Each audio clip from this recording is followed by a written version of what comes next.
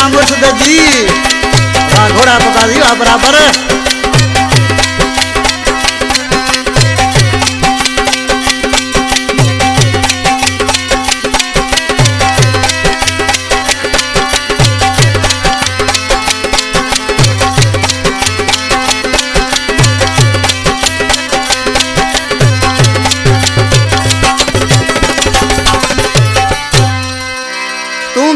मां बीते तो खपला त सब वठवा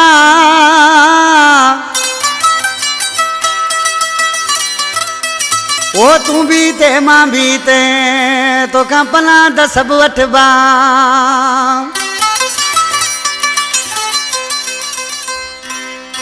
ओ पंजा वेर न छड़वा अयूब ही हुसैनी चवे अदा अयूब हुसैनी हैदराबाद कासमाबाद खां छे जान खान का फरमाइश गमशाद जाखरो शमशाद जाखरो रशीद बिरोही जलाल होटल खां मियाँ बश खोसो टंडवादम खां इल्ताफ उमरानी ज़ैद बिरोही शायर मीर संजा दोस्त हैं आज किसी छा पियो चए साईं शकील शाह मुर्शिद वो तो खपला द सब वठबा हाणे तोखे टांडबा तो खपला द सब वठबा हाणे तोखे टांडबा पदा तो सूरज ना रत जमू गोढ़रना उद किलशन जा कड़का हाणे तोखे टांडबा तो खपला द सब वठबा टांड हाणे तोखे ॾिबा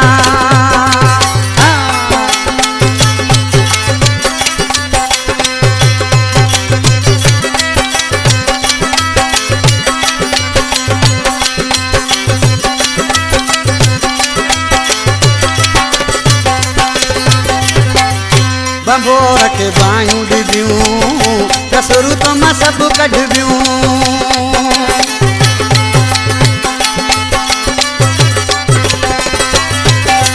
हाय बंबोर के बायूं ॾिबियूं कसरू तो मां सब कढबियूं किलशन जा बचन लगा कांडा तोखे हाणे ॾिबा तोखां पला त सब वठबा कांडा तोखे हाणे ॾिबा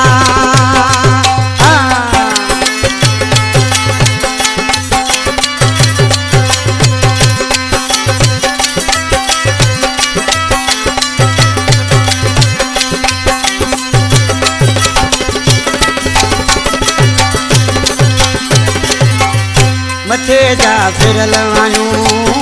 कंदा कंहिंखे बख़्शन आयूं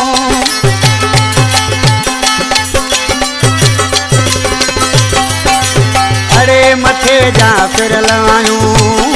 कंदा कंहिंखे बख़्शन आयूं सतचंद शहर असांजो आहे हाणे तोखे टांडबा सतचंद शहर असांजो आहे हाणे तोखे टांडबा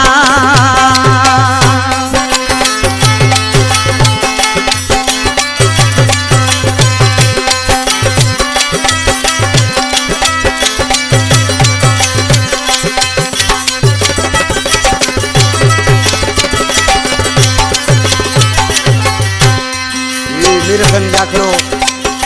हिजरी खां असांजो दोस्त आहे ॾिसी नाले वारे मिसरा में छा थो चए हाय मीर हसन आऊं आहियां कंदो आसरो न आहियां